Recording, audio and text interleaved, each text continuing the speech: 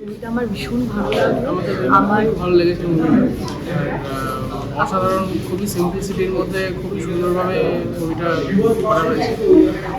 আমার যে ফিলটা হলো that I am watching an Adoor Gopalakrishnan movie of Kerala আর অ্যান এম.টি. বাসুদেব নায়ার স্ক্রিপ্ট মতন একটা আমার মুভি লাগলো। তো ফিলটা এত ভালো ছিল যে এসেন্সটা এরকম সুন্দরভাবে সিম্পল ওয়েতে ক্যাপচার করা উইচ ইজ টু ক্যারেক্টার্স, খুব সুন্দর, ভেরি নাইস।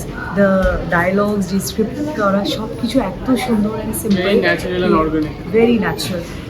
এই যুগে যখন ধুরন্ধরের মতো মুভিজ হচ্ছে যেটা 4.5 hours, আমি ক্রিটিসাইজ করছি না, কিন্তু একটা 1 hour 15 minutes-এও একটা জিনিস কনভে করা যায়, সেটা এত সুন্দরভাবে আপনি দেখেছেন।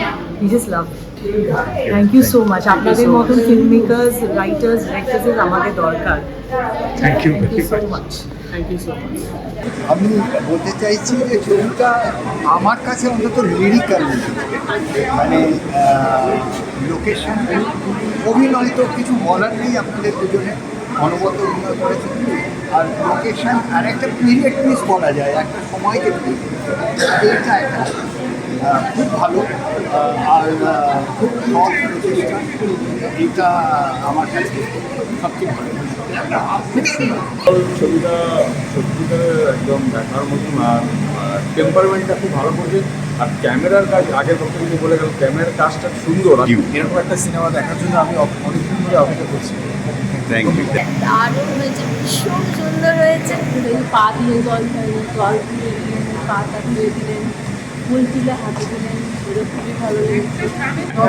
দারুণ, অনেকদিন পরে আমরা একটা পরিচ্ছন্ন সিনেমা দেখলাম, এনজয় করি। Thank you. এই আরবান ভার্সেস এই কনফ্লিক্টটা ওই সময়ে তুলে ধরাটা, বিশেষত আমাদের যাদের 71-এর একটা বাজে স্মৃতি আছে বাড়িতে, এবং তাদের গল্প শুনে শুনে বড় হওয়াটা আমরা খুব রিলেট করতে পারি এই জিনিসটাকে।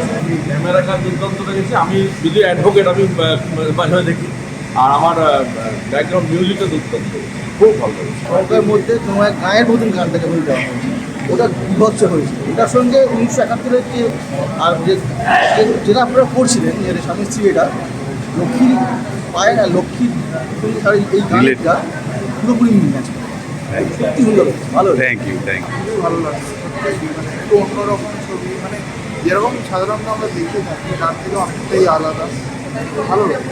Thank you. মানে কোনো ডাউট নেই, এত সুন্দর মানে গ্রামের মানুষের অ্যাক্টিংটা ফুটিয়ে তুলেছে, মানে সত্যি ভালো লেগেছে। একটু বলবেন, আরো 5 জনকে বলবেন একটু। দারুণ Thank you. অভিনয়টা তো দারুণ, নো ডাউট। আমি থিয়েটার করি। কোনো ডাউট।